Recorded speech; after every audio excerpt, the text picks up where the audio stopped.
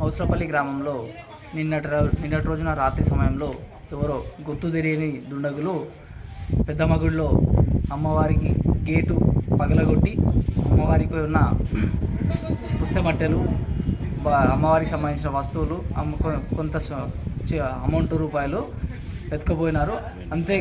అంతేకాకుండా అమ్మవారి పక్కన ఉన్న బలిపెద్దమ్మ విగ్రహం ధ్వంసం చేయడం జరిగింది.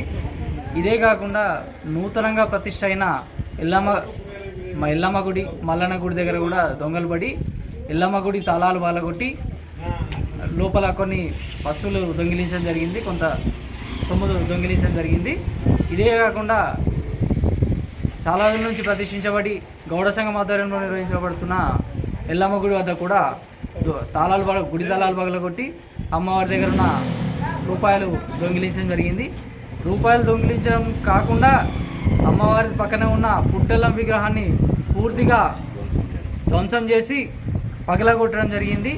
అమ్మవారికి ఎదురుగా ఎదురుగా ఉన్న మాతమ్మ విగ్రహాన్ని కూడా చెయ్యిరవడం జరిగింది.